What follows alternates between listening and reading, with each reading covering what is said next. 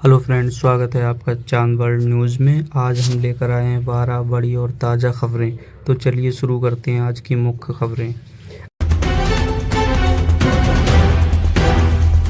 अंतर्राष्ट्रीय बाजार में उतार चढ़ाव के चलते आज भारत में सोने और चांदी की कीमतों में हल्की गिरावट दर्ज की गई है। विशेषज्ञों का कहना है कि डॉलर की मजबूती और वैश्विक आर्थिक अनिश्चितता इसके प्रमुख कारण हैं। केंद्र सरकार ने किसानों के लिए नई सब्सिडी योजना का ऐलान किया है, जिसके तहत उर्वरक और बीज पर विशेष छूट दी जाएगी। इस फैसले से छोटे और मध्यम वर्ग के किसानों को बड़ी राहत मिलने की उम्मीद जताई जा रही है। देश के कई राज्यों में मौसम ने अचानक करवट ली है। उत्तर भारत में तेज हवाओं और बारिश के कारण तापमान में गिरावट आई है, जबकि दक्षिण भारत में गर्मी का असर लगातार बढ़ता जा रहा है। देश में पेट्रोल और डीजल की कीमतों में आज कोई बदलाव नहीं किया गया है। हालांकि अंतर्राष्ट्रीय कच्चे तेल की कीमतों में उतार चढ़ाव जारी रहने से आने वाले दिनों में बदलाव की संभावना बनी हुई है। स्वास्थ्य मंत्रालय ने आज देश में बढ़ते वायरस संक्रमण को लेकर अलर्ट जारी किया है। लोगों को साफ सफाई और मास्क पहनने की सलाह दी गई है।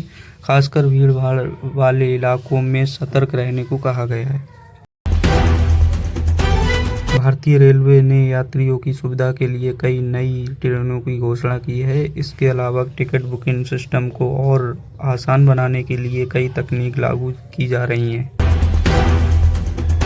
देश के कई बड़े शहरों में प्रदूषण का स्तर फिर से बढ़ने लगा है। विशेषज्ञों ने लोगों को सावधानी बरतने और प्रदूषण से बचाव के लिए उपाय अपनाने की सलाह दी है।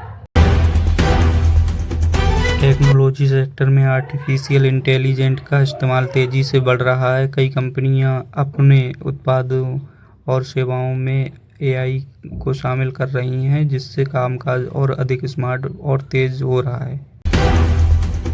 अमेरिका और चीन के बीच व्यापारिक तनाव फिर से बढ़ता नजर आ रहा है। दोनों देशों के टैरिफ और टेक्नोलॉजी को लेकर विवाद गहराता जा रहा है, जिससे वैश्विक बाजारों में अस्थिरता का माहौल बन गया है। रूस और यूक्रेन के बीच जारी संघर्ष में एक बार फिर से तनाव बढ़ गया है। अंतर्राष्ट्रीय समुदाय ने शांति की अपील की है, जबकि कई देशों ने मानवीय सहायता बढ़ाने की घोषणा की है।